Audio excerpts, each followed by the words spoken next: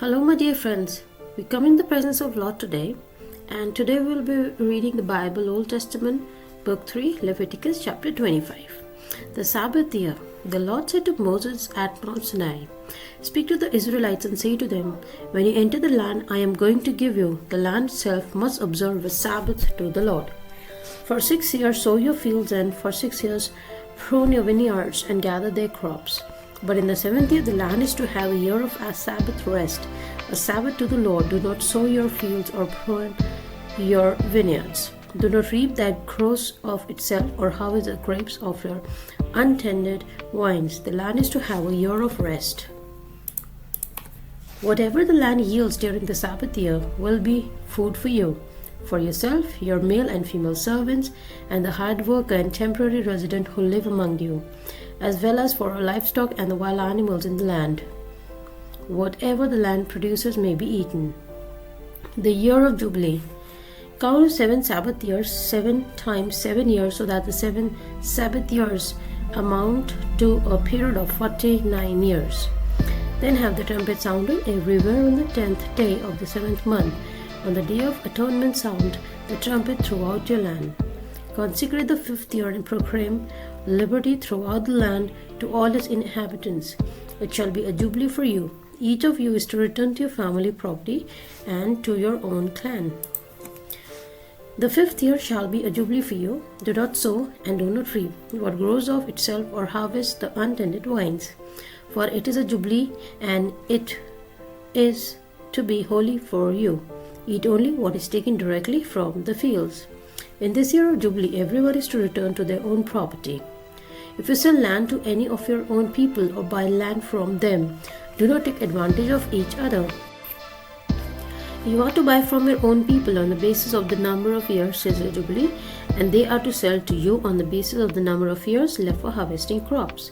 When the years are many, you are to increase the price, and when the years are few, you are to decrease the price, because what is really being sold to you is the number of crops. Do not take advantage of each other, but fear your God. I am the Lord your God. Follow my decrees and be careful to obey my laws, and you will live safely in the land. Then the land will yield its fruit, and you will eat your fill and live there in safety. You may ask, what will we eat in the 7th year if we do not plant or harvest our crops? I will send you such a blessing in the 6th year that the land will yield enough for 3 years. While you plant during the 8th year, you will eat from the old crops and will continue to eat from it until the harvest of the 9th year comes in. The land must not be sold permanently, because the land is mine, and you reside in my land as foreigners and strangers.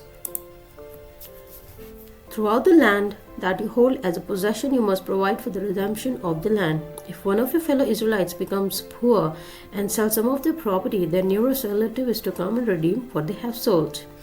If, however, there is no one to redeem it for them, but later on they prosper and acquire sufficient means to redeem it themselves, they are to determine the value for the year since they sold it, and then refund the balance to the one of whom they sold it. They can then go back to their own property.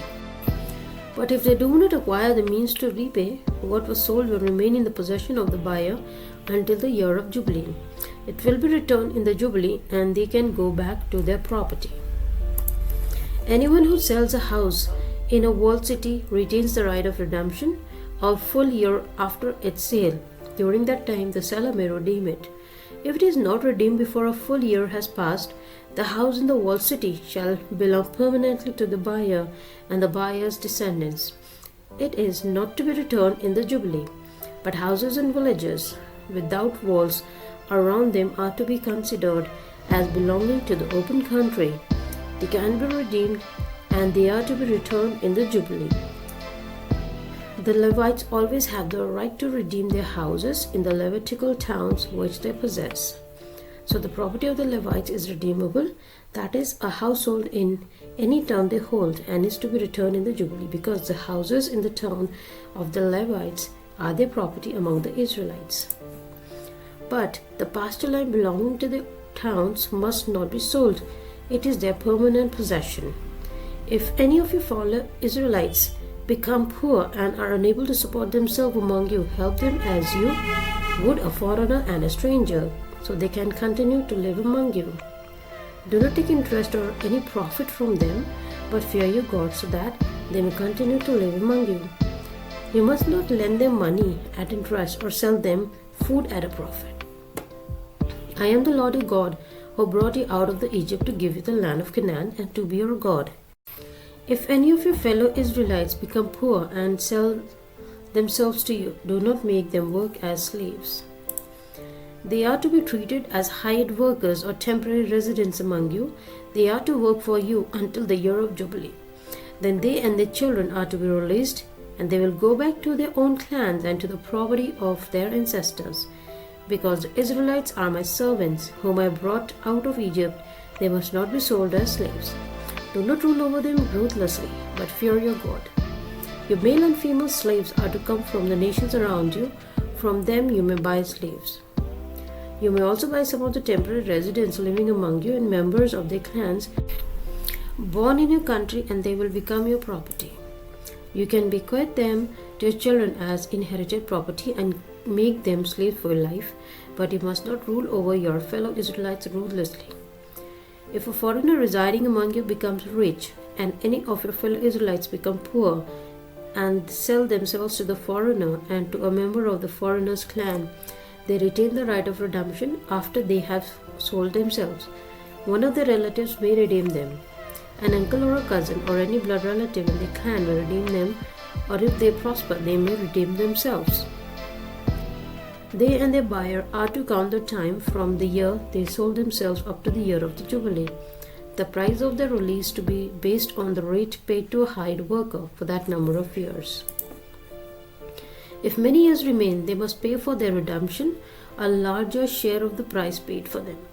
If only a few years remain until the year of Jubilee, they are to compute that and pay for their redemption accordingly.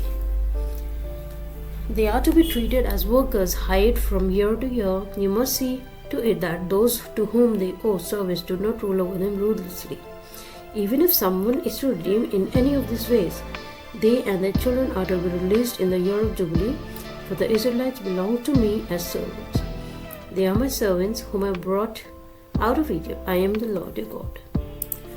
So this is the end of the chapter. We will continue in the next video.